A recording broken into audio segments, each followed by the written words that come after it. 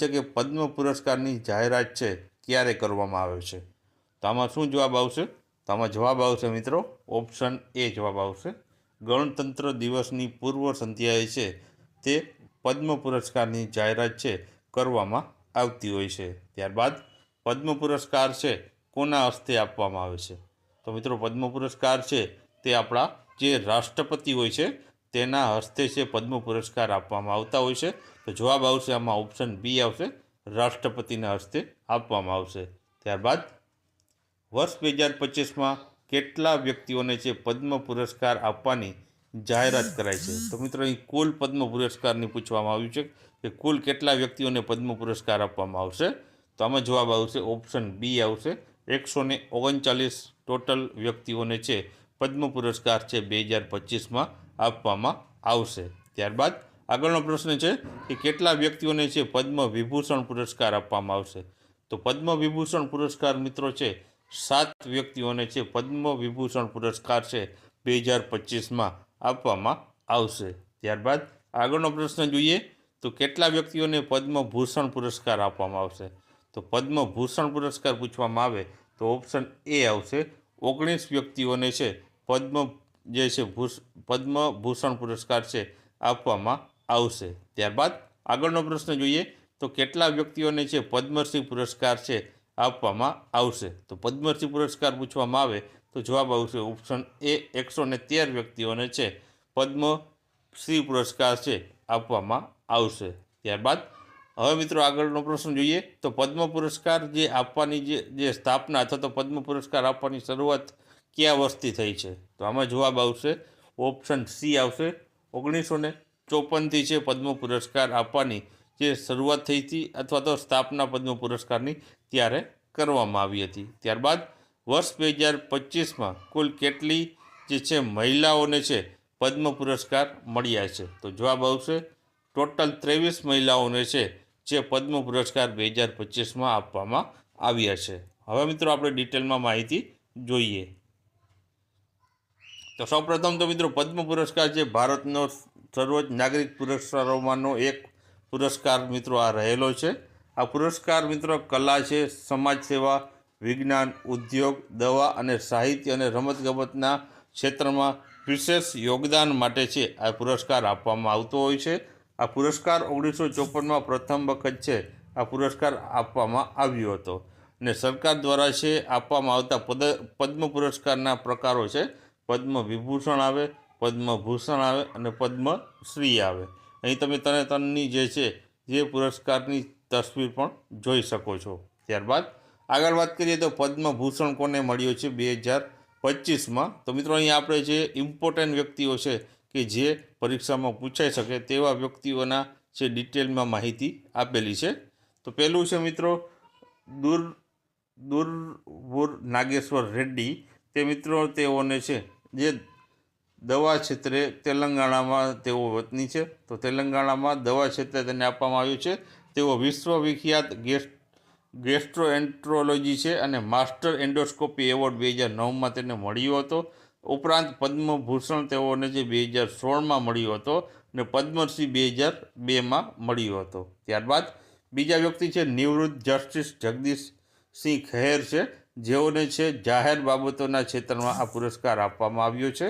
તેઓ ચંદીગઢના છે અને 44માં તેઓ ભારતના મુખ્ય ન્યાયાધીશ તરીકે પણ તેઓ રહી ચૂક્યા છે. આ ઉપરાંત અયોધ્યા જમીન વિવાદમાં તેઓ છે હતા અને છે તેઓ ન્યાયાધીશ હતા અને ભારતના પ્રથમ મુખ્ય શીખ ન્યાયાધીશ પણ તેઓ બન્યા હતા. ત્યારબાદ આગળ વાત કરીએ તો કુમુદિની રજનીકાંત લખિયા. તેઓને છે મિત્રો છે કલા ક્ષેત્રે અને તેઓ ગુજરાતના છે અને તેઓ છે કથક નૃત્યાંગના છે અને તેઓને પદ્મશ્રી 1987માં, પદ્મભૂષણ 2010માં અને સંગીત નાટક અકાદમી પુરસ્કાર 1982માં મળ્યો હતો અને કાલિદાસ સન્માન 2002-2003માં મળ્યો હતો. ત્યારબાદ આગળ પદ્મભૂષણ વિભૂષણ પુરસ્કાર વિશે વાત કરીએ તો લક્ષ્મીનારાયણ સુબ્રમણ્યમને છે આ મળ્યો હતો પદ્મ વિભૂષણ. તેઓનું છે કર્ણાટકમાં આર્ટ ક્ષેત્રે તેઓને છે આ છે પુરસ્કાર મળ્યો છે. વિશ્વવિખ્યાત તેઓ વાયોલિન વાદક રહેલા છે અને ગ્લોબલ મ્યુઝિક ફેસ્ટિવલના તેઓ સ્થાપક છે. આ ઉપરાંત તેઓને જે પદ્મભૂષણ છે 2001માં આપવામાં આવ્યો હતો. ત્યારબાદ આગળ વાત કરીએ તો MSc વાસુદેવન નાયર છે, તેઓને છે મરણોપાત છે પદ્મ વિભૂષણ આપવામાં આવ્યો છે. તે સાહિત્ય અને શિક્ષણ ક્ષેત્રે સંકળાયેલા હતા. કેરળના તેઓ વતની છે.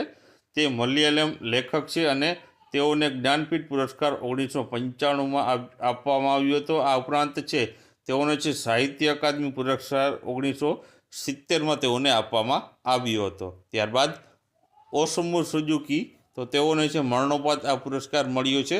તેઓ વેપાર અને ઉદ્યોગ ક્ષેત્રે તેઓને છે આ પુરસ્કાર મળ્યો છે અને તેઓ જાપાનના છે. સુઝુકી મોટર કોર્પોરેશન જે મિત્રો તેમણે સ્થાપી હતી ભારતમાં, તેને છે આ વેપાર અને ઉદ્યોગ ક્ષેત્રમાં છે પદ્મ વિભૂષણ મરણોપરાંત આપવામાં આવ્યો છે. ત્યારબાદ આગળ વાત કરીએ તો શારદા સિન્હા, તો તેઓને છે મરણોપરાંત આ પુરસ્કાર મળ્યો છે. તેઓ છે કલા ક્ષેત્ર બિહારના તેઓ વતની છે. તેઓ લોકગાયિકા મૈથિલી અને ભોજપુરીમાં તેઓ ગીત ગાતા હતા. આ ઉપરાંત બિહારની કોયલ તરીકે પણ છે તેઓને ઓળખવામાં આવતા હતા. પદ્મભૂષણ તેઓને 2018માં મળ્યો હતો અને છે પદ્મશ્રી 1991માં તેને મળ્યો હતો. ત્યારબાદ આગળ વાત કરીએ તો પદ્મભૂષણ પુરસ્કારની વાત કરીએ. હવે પદ્મ વિભૂષણમાં મિત્રો આપણે ઇમ્પોર્ટન્ટ હતા તેની માહિતી મેળવી લીધી. હવે પદ્મભૂષણમાં જે ઇમ્પોર્ટન્ટ વ્યક્તિઓ છે જે પરીક્ષામાં પૂછાઈ શકે તેવાની વાત કરી લઈએ. તો પહેલું છે PRCJS, તો તેઓ મિત્રો હોકીના જે ખેલાડી છે, આપણા ગોલકીપર હતા અગાઉ ભારતીય ટીમના. તેઓને જે રમતગમત ક્ષેત્રમાં તે આ પદ્મભૂષણ પુરસ્કાર મળ્યો છે અને તેઓ કેરળના વતની છે. ટોક્યો ઓલિમ્પિક 2020માં મિત્રો 2020 આવશે. 2020માં ભારતીય હોકી ટીમને તેમણે જે બ્રોન્ઝ મેડલ અપાવ્યું હતું અને વર્ષના તેઓ શ્રેષ્ઠ ગોલકીપર ત્યારે રહ્યા હતા. ત્યારબાદ આગળ વાત કરીએ તો શેખર કપૂર, તો તેઓ છે કલા ક્ષેત્રે અને તે મહારાષ્ટ્રના વતની છે અને તેઓને છે ભારતીય સિનેમામાં આંતરરાષ્ટ્રીય ઓળખ તેમણે અપાવી હતી. તેઓની એલિઝાબેથ માટે તેઓને ઓસ્કર માટે નામાંકિત પણ કરવામાં આવ્યા હતા. ત્યારબાદ શ્રી પંકજ ઉદાસ મિત્રો, તેઓનું તાજેતરમાં જ નિધન થયું હતું. તેઓને મરણોપરાંત છે કલા ક્ષેત્રે છે આ પદ્મભૂષણ મળ્યો છે અને મહારાષ્ટ્રના તેઓ વતની છે.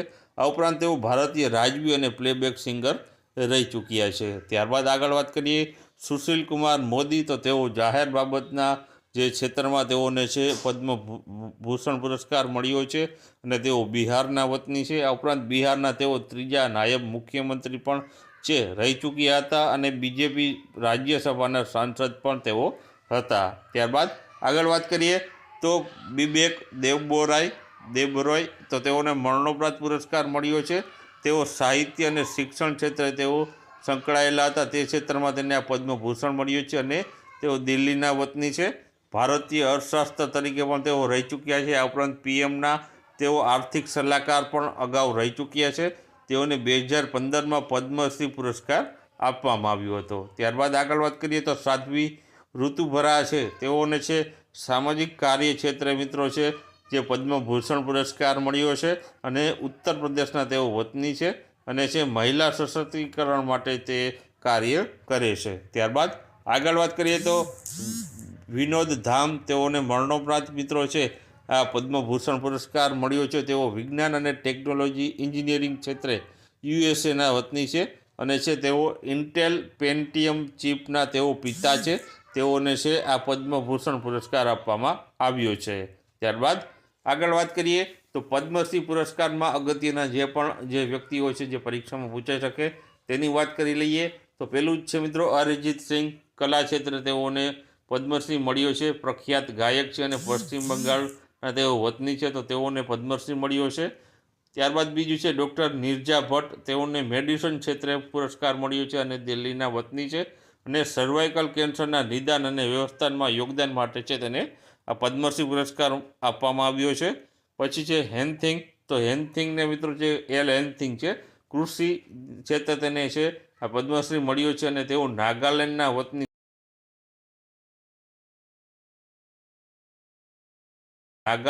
વતની છે. તેઓ 30 વર્ષ સુધી બિનદેશી ફળો અને શાકભાજીની ખેતીને પ્રોત્સાહન આપ્યું અને હજારો ખેડૂતોને સારી ખેતી શીખવી. તો આ કૃષિ ક્ષેત્રે મિત્રો હેનથિંગને છે તે પદ્મશ્રી પુરસ્કાર મળ્યો છે. ત્યારબાદ છે R. અશ્વિન, તો તેઓને રમતગમત ક્ષેત્ર માટે છે જે પદ્મશ્રી પુરસ્કાર આપવામાં આવ્યો છે. તમિલનાડુના વતની છે અને ભારતના છે. તેઓ પ્રખ્યાત જે સ્પિનર રહેલા છે અને તાજેતરમાં તેમણે છે નિવૃત્તિ છે જાહેર કરી હતી અને ટેસ્ટમાં છે તેમણે છે 500થી પણ વધારે વિકેટો લીધી છે. તો તેની આ ટેસ્ટ ક્રિકેટમાં સિદ્ધિ પણ રહેલી છે. ત્યારબાદ આગળ વાત કરીએ તો શ્રી હરિમાન શર્મા જે કૃષિ ક્ષેત્ર તેઓને છે જે પદ્મશ્રી મળ્યો છે અને હિમાચલ પ્રદેશના વતની છે. HRMN 99 જે સફરજનની વિવિધતા વિકસાવવામાં તેની નોંધપાત્ર સિદ્ધિ છે. ત્યારબાદ શેખ જે અલ સબા તેઓને મેડિસિન એટલે કે દવા ક્ષેત્રમાં છે આ પુરસ્કાર મળ્યો છે. કુવૈતમાં યોગ ટ્રેનર અને પ્રથમ લાયસન્સ પ્રાપ્ત કરનાર યોગ સ્ટુડિયો દારાતમાં છે તેની સ્થાપના તેમણે કરી હતી. ત્યારબાદ હરવિંદર સિંઘની વાત કરીએ તો તેને રમત ક્ષેત્ર છે મિત્રો જે પદ્મશ્રી મળ્યો છે. પેરાઓલિમ્પિક ઇતિહાસમાં ગોલ્ડ મેડલ જીતનાર પ્રથમ ભારતીય તીરંદાજ હતા. તેઓને છે પદ્મશ્રી પુરસ્કાર આપવામાં આવ્યો છે. આ ઉપરાંત ચંદ્રકાંત સોમપુરા જે આર્કિટેક્ટ છે મિત્રો જેમણે ગુજરાતનું પ્રખ્યાત સોમનાથ મંદિર છે, મુંબઈનું સ્વામિનારાયણ મંદિર છે, ઉપરાંત કોલકાતાનું પ્રખ્યાત બિરલા મંદિર છે અને છે અયોધ્યા રામ મંદિરના તેઓ મુખ્ય આર્કિટેક્ટ છે. તેઓને છે જે પદ્મશ્રી પુરસ્કાર છે આર્કિટેક્ટ ક્ષેત્ર છે આપવામાં આવ્યો છે. ત્યારબાદ આગળ વાત કરીએ તો અરુંધતી ભટ્ટાચાર્ય ઉદ્યોગ અને છે જે વેપાર ક્ષેત્રે પદ્મશ્રી આપવામાં આવ્યો છે. તેઓ SBIના 24માં છે ચેરપર્સન ઓફ SBI સ્ટેટ બેંકના હતા અને પ્રથમ મહિલા ચેરપર્સન પણ તેઓ બન્યા હતા. ત્યારબાદ છે ઇનવલ્લેમ્પી મણિ વિજયન સ્પોર્ટ્સ તેઓને રમતગમત ક્ષેત્રે પુરસ્કાર મળ્યો છે. કેરળના તેઓ વતની છે અને પેરાઓલિમ્પિક ઇતિહાસમાં ગોલ્ડ મેડલ જીતનાર પ્રથમ ભારતીય તીરંદાજ રહેલા છે.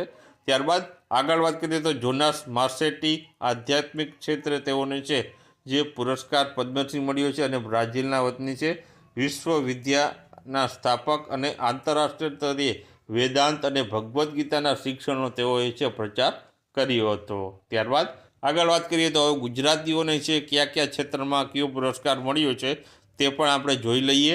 તો પહેલાં છે કુમુદિની રજનીકાંત લખિયા તેઓને આર્ટ એટલે કલા ક્ષેત્ર મિત્રો છે પદ્મ વિભૂષણ પુરસ્કાર મળ્યો હતો. ત્યારબાદ છે પંકજ પટેલ તો તેઓને છે ઉદ્યોગ ક્ષેત્રે પદ્મભૂષણ પુરસ્કાર આપવામાં આવ્યો હતો. ત્યારબાદ છે ચંદ્રકાંત શેઠ તો તેને એજ્યુકેશન એટલે કે જે છે ભણતર એજ્યુકેશન ક્ષેત્રે પદ્મશ્રી પુરસ્કાર આપવામાં આવ્યો છે. ત્યારબાદ છે ચંદ્રકાંત સોમપુરાને આર્કિટેક્ચર ક્ષેત્રે પદ્મશ્રી પુરસ્કાર આપવામાં આવ્યો છે. ત્યારબાદ છે લવજીભાઈ નાગજીભાઈ પરમારને જે આર્ટ એટલે કલા ક્ષેત્રે પદ્મશ્રી પુરસ્કાર આપવામાં આવ્યો છે. ત્યારબાદ છે રતનકુમાર પરિમોને છે આર્ટ એટલે કે કલા ક્ષેત્રે છે પદ્મશ્રી પુરસ્કાર આપવામાં આવ્યો છે. ત્યારબાદ છે સુરેશ હરિલાલ સોનીને સોશિયલ વર્ક માટે પદ્મશ્રી પુરસ્કાર આપવામાં આવ્યો છે. અને છેલ્લે છે તુષાર દુર્ગેશભાઈ શુક્લા તેને એજ્યુકેશન ક્ષેત્રે છે પદ્મશ્રી પુરસ્કાર આપવામાં આવ્યો છે. તો મિત્રો આ હતા પદ્મ પુરસ્કાર 2025 વિશેની જે સંપૂર્ણ માહિતી. જો તમને વિડીયો પસંદ આવ્યો હોય